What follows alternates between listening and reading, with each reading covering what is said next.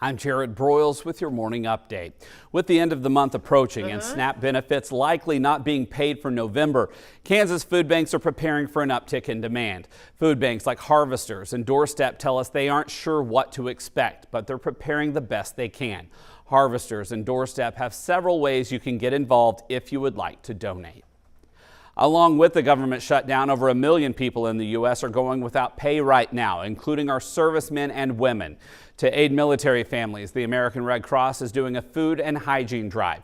Donations are accepted in Topeka at the Armed Forces Reserve Center at Forbes Field from Monday through Friday, 7:30 a.m. to 5 p.m. Those in Fort Riley can donate at 210 South Custer Room 007, Monday through Friday, 9 a.m. to 4 p.m. That's a look at some of your 13 News This Morning updates. Of course, you can go to our website for more stories, but right now let's check in with Doug Myers for a look at your full forecast.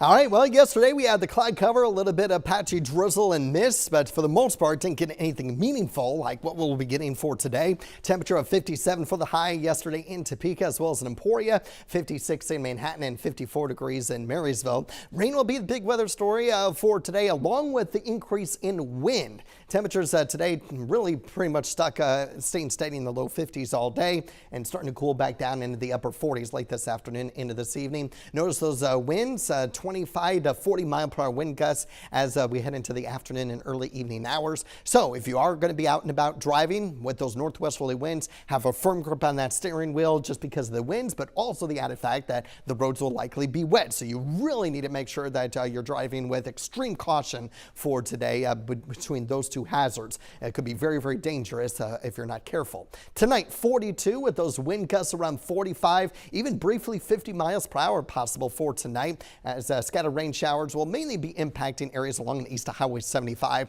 and especially towards the Missouri border. So most areas will probably be dry by tonight, and then most areas dry tomorrow. We'll still hold on to a slight chance of a leftover rain shower early. Otherwise, we'll keep an eye on maybe getting a little bit of sun, mainly in north central Kansas. Otherwise, I think most areas, unfortunately, will still be cloudy for the majority of the day. 52 for the high with the north wind gusting around 35 miles per hour. Finally weakening by Wednesday evening once the sun goes down, and we're going to start a weather pattern with lows that will generally be in the mid 30s. A few low 30s are possible in some spots as we get towards the end of the weekend. So we'll be keeping an eye on that frost potential, and highs are generally going to be in the mid to upper 50s. Of course, don't forget daylight saving time ending this weekend, and temperatures getting warmer after that in the low to mid 60s Sunday and early next week.